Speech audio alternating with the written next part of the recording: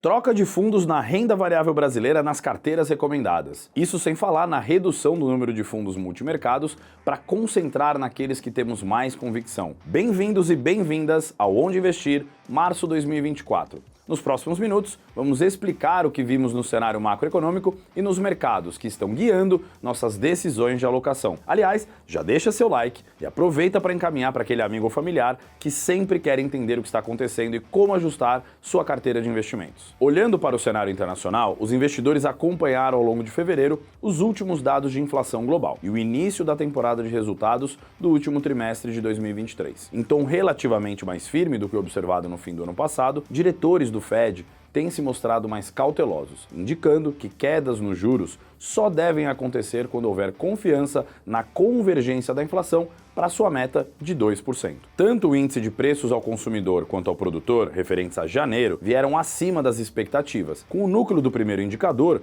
que exclui os preços mais voláteis, apresentando alta de 3,9% na variação anual, quase o dobro da meta do Fed. Nesse cenário, a probabilidade de primeira queda do Fed migrou de março para junho desse ano, enquanto a curva de juros das Treasuries registrou abertura de até 50 pontos base em vencimentos mais curtos. Mesmo diante de um esperado aperto monetário mais prolongado, os índices americanos tiveram outro mês positivo, impulsionados por resultados corporativos positivos referentes ao quarto tri de 2023, com destaque para empresas de tecnologia. A Nasdaq subiu 6,1% no mês, S&P 5,2% e o índice de ações globais ACWI também teve forte alta de 4,2%, impulsionado pelo mercado chinês. Aliás, falando de China, o destaque ficou para a decisão do Banco Central chinês de reduzir as taxas de empréstimos de referência de 5 anos, que foi levada para o seu menor valor histórico. O mercado acionário do país respondeu a esse e outros estímulos com uma forte recuperação de 8,4%, medido pelo MSCI China, compensando as perdas de janeiro. Enquanto isso, por aqui no Brasil, o mês foi ainda mais morno do que no exterior. O desempenho do Ibovespa também não acompanhou o ritmo do exterior e fechou o mês em alta de 1%, enquanto o índice de fundos imobiliários, o IFIX, subiu 0,8%. Na renda fixa, novamente, o CDI prevaleceu com alta de 0,8%.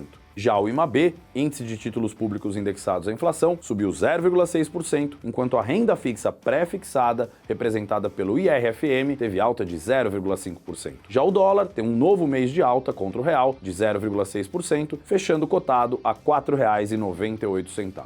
Ainda no cenário doméstico, também foi destaque a primeira leitura mensal de inflação no ano. O IPCA teve alta de 0,42% em janeiro, valor acima do esperado pelo mercado, levando o acumulado em 12 meses para 4,5%. Embora a alta tenha sido impulsionada principalmente por eventos climáticos do El Niño sobre a oferta de alimentos, foram os preços no setor de serviços que acenderam uma luz amarela. Dessa forma, a nossa visão segue a de que continuaremos com uma queda na Selic gradual e cautelosa ao longo desse ano. Em resumo, entramos no mês de março com investidores ainda em busca de sinais sobre os rumos da política monetária nas principais economias mundiais, acompanhando o gradual processo de desinflação e com a recomendação, como sempre, de que a diversificação é a melhor estratégia para navegarmos nesses mares incertos com maior tranquilidade.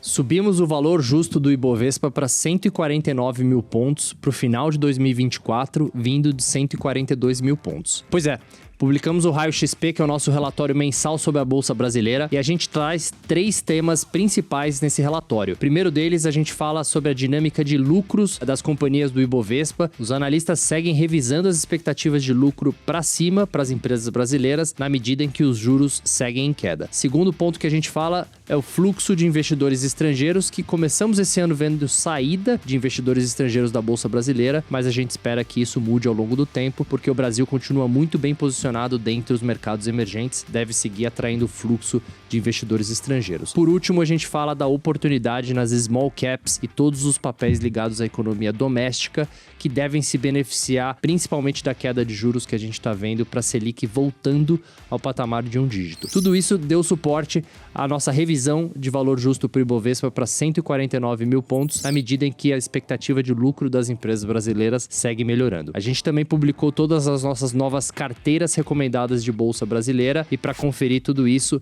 é só você clicar no link aqui na descrição desse vídeo.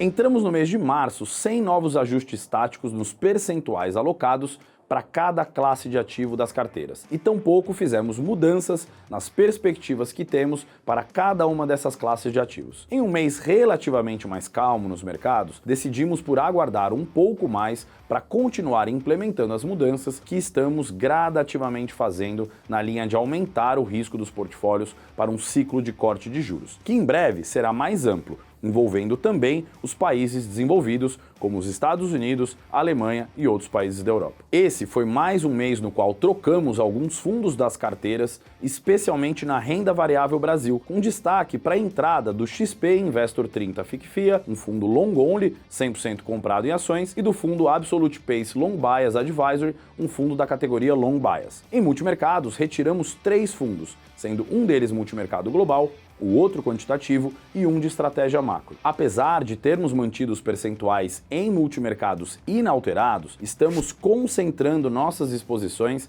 em menos fundos, só que nos quais temos maior convicção. Pequenas mudanças também na parcela de renda fixa, sendo que no pós-fixado também houve um rebalanceamento de exposições entre os produtos, com a ideia de ter uma exposição mais equilibrada entre a parcela de renda fixa mais conservadora, sem risco de crédito, com a parcela de mais risco de crédito. Para saber mais detalhes sobre essas e outras mudanças, acesse o link na descrição e consulte a carteira recomendada que mais se adequa ao seu perfil. Vejo vocês no próximo mês.